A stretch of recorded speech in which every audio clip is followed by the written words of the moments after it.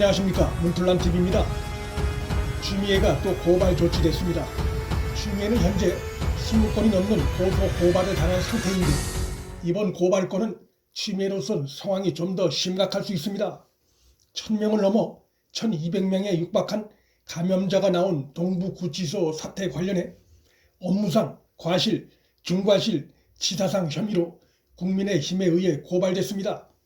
그는 이미 시민단체와 법무부 노조에 의해 직무유기 혐의로도 고발 조치된 상태지만 이번에 적용된 혐의는 그 형량이 좀 더 셉니다.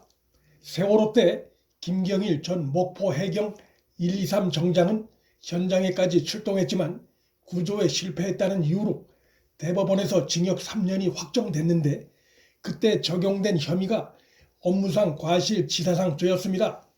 추미애는 최초 감염자가 나온 이후 3주가량을 방관한 사실이 뚜렷하고 사망자까지 나온 상황이기 때문에 그의 관련 혐의는 명확하다 할 수 있습니다. 이번 고발건은 윤석열 총장이 직접 수사 지휘할 가능성이 매우 커 보입니다.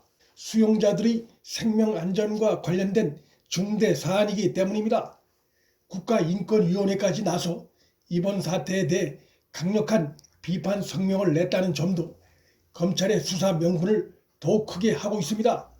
최영애 국가인권위원장은 6일 성명을 통해 동부구치소 사태를 중대한 재난 상황으로 규정하고 어떤 조건에 있든 사람의 생명과 건강이 차별 없이 보호되어야 한다는 인권 원칙을 강조했습니다.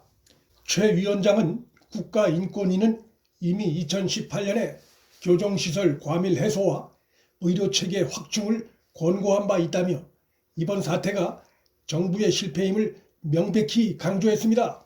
이는 교정시설의 총책임자인 추미애는 물론이고 인권 정부를 내세운 대통령 문재인 모두를 향한 강력한 비판 성명이고 이러한 점이 윤 총장으로 하여금 이번 사태 수사에 보다 더 관심을 갖게 만들 수 있는 중요 요인입니다.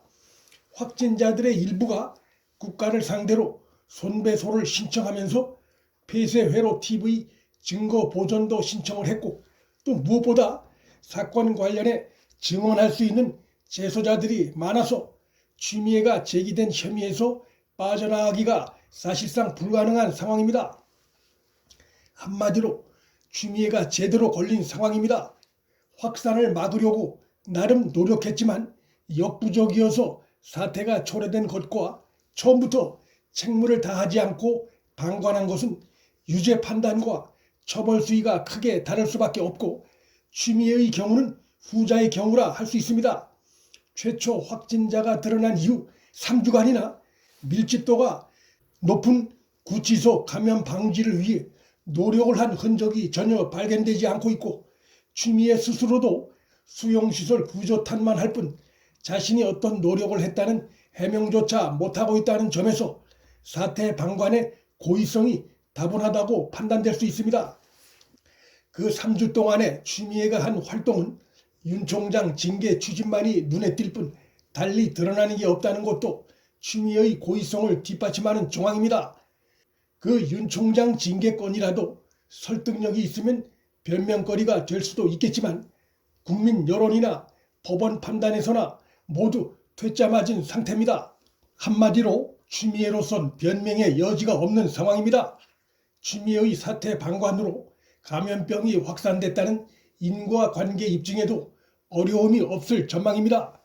감염 확산이 뻔히 우려되는 과밀시설임에도 마스크조차 지급 없이 수용자들 여럿을 한 방에 몰아넣는 교정행정을 지속했다는 그 자체만으로도 책임에서 벗어나기 어렵고 인과관계는 충분히 성립한다 할 것입니다.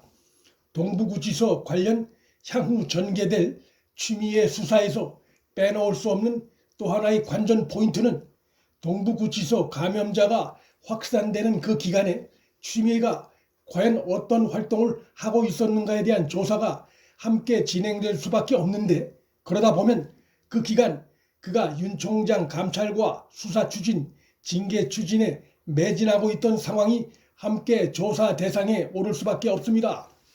즉 동부구치소 사태에 대한 추미애의 업무상 과실, 중과실 치사상 혐의에 대한 조사는 윤 총장에 대한 중징계 추진 과정에 대한 조사가 동전의 앞뒷면처럼 그 대상에 오를 수 있다는 점입니다. 이 과정에서 국회의원 5선 출신의 당대표까지 지낸 추미애가 정치를 포기할 생각이라면 모를까.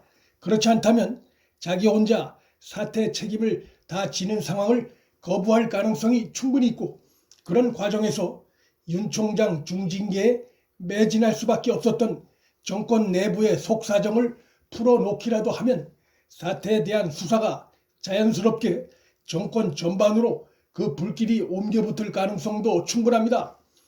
정황상 혐의에서 빠져나갈 길이 별로 보이지 않는 추미애로선 단순히 검찰개혁 명분만으로는 사태 책임을 희석시킬 수 있는 이유가 될 수 없어 결국 자신으로서도 어쩔 수 없는 정권 내부의 압력을 거론할 가능성이 있으며, 그러한 것을 설명하다 보면 대통령 문재인의 개입에 대한 발언이 등장할 수 있습니다. 즉 궁지에 몰린 추미애가 문재인의 뒤통수를 치는 상황이 발생할 가능성이 있는 것입니다. 동부구치소 감염자 확산은 그 기간이 현 정권이 추미애를 앞세워 결국 윤 총장 쫓아내기를 노린 중징계 추진 과정과 맞물려 있어 문재인과 추미애의 갈등과 충돌은 피할 수 없을 전망입니다. 청와대가 추미애가 사의 표명을 했다고 밝혔음에도 당사자인 추미애가 사직서를 제출하지 않고 있는 것도 문재인과 추미애의 갈등 국면을 상징적으로 보여주는 것이라 할 수 있습니다. 임기 말 맞은 문재인 정권의 내분이 가시화 국면에 들어섰습니다. 문플란TV 여기서 마칩니다. 구독과 좋아요, 방송 공유는 방송 제작에 큰 힘이 됩니다. 시청해 주셔서 감사합니다.